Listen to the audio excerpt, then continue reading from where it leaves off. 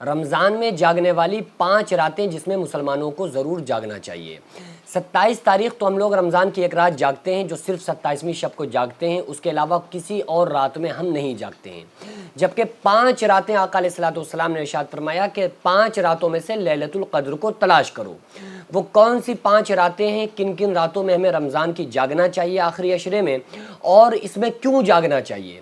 جب لیلۃ القدر میں اللہ تبارک و تعالیٰ آسمانی دنیا پر ایک خاص نگاہ ڈالتا ہے اور فرماتا ہے کہ ہے کوئی مجھ سے اولاد مانگنے والا، ہے کوئی مجھ سے رزق مانگنے والا، ہے کوئی مجھ سے اپنی تمام منتیں اور مرادیں پوری کرانے والا، تاکہ مجھ سے دعا کرے، میں اس کی تمام دعاؤں کو قبول کر لوں۔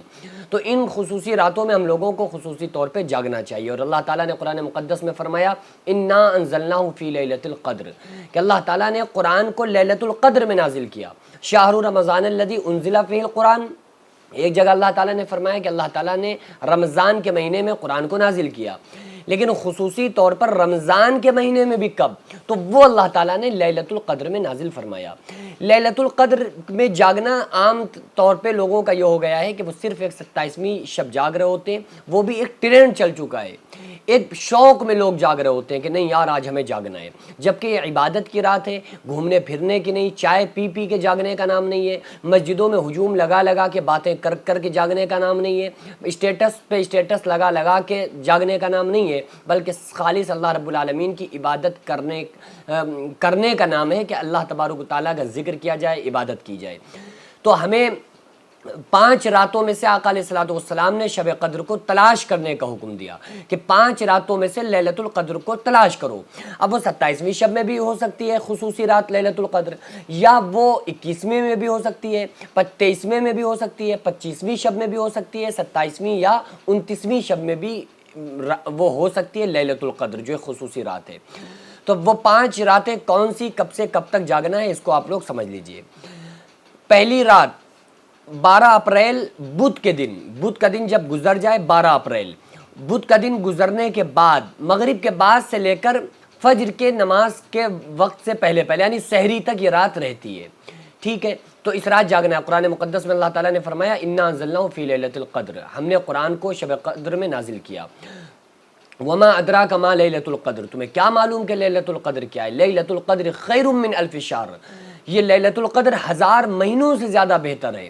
تنزل الملائکۃ والروح فیہا باذن ربہم من کل امر، کہ اللہ تبارک و تعالیٰ کے حکم سے حضرت جبریل علیہ السلام اور فرشتے نازل ہوتے ہیں زمین پر، ٹھیک ہے؟ سلام ہی حتی مطلع الفجر، یہ رات سلامتی والی ہے، یہاں ہی حتی مطلع الفجر، یہاں تک کہ فجر طلوع نہ ہو جائے، یعنی کہ صبح جب تک نہ ہو جائے، تو پوری رات مغرب بعد سے لے کر فجر سے پہلے پہلے تک یہ رات ہے۔ تو پہلی رات جو ہے وہ 12 اپریل بدھ کا دن گزرنے کے بعد جو رات آئے گی وہ 21ویں شب جاگنا ہے۔ دوسری 14 اپریل جمعے کا دن، فرائیڈے، یعنی جمعے کا دن جب گزر جائے نا، جو رات آئے گی وہ ہم کو دوسری رات، 5 راتوں میں سے دوسری رات ہوگی جس کو 23ویں شب کہا جاتا ہے۔ پھر 16 اپریل سنڈے کا دن یعنی اتوار کا دن گزر جائے، اس کے بعد جو رات آئے گی اس میں جاگنا ہے جو 25ویں شب ہوگی۔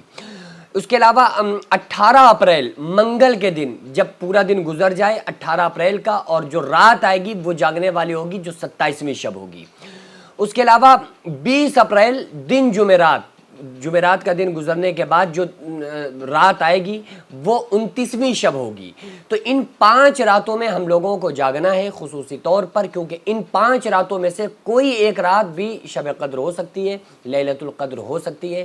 اس لیے ہم لوگوں کو صرف ایک 27ویں شب نہیں بلکہ ہمیں ان 5 راتوں میں جاگنا ہے، اللہ رب العالمین کی عبادت کرنا ہے، تاکہ وہ ایک خاص رات ہم کو میسر ہو جائے، اور 1000 مہینوں کا جو ثواب اللہ تبارک و تعالیٰ نے دینے کا وعدہ فرمایا ہے قرآن مجید میں، اس ثواب کے ہم اور آپ مستحقین بن سکیں۔ آپ لوگوں سے ایک چھوٹی سی گزارش ہے کہ آپ اپنی تمام دعاؤں میں مجھے بھی شامل رکھیے گا، اور انشاءاللہ تعالیٰ میں آپ تمام حضرات کے لیے خصوصی طور پر اللہ رب العالمین کے بارگاہ میں دعا کروں گا۔ اللہ رب العالمین کی بارگاہ میں دعا ہے اللہ تبارک و تعالیٰ ہم تمام لوگوں کو ان تمام راتوں میں جاگنے کی، ذکر کرنے کی، خوب عبادت کرنے کی اللہ تعالیٰ توفیق عطا فرمائے۔ وما علینا الا البلاغ۔ السلام علیکم ورحمۃ اللہ وبرکاتہ۔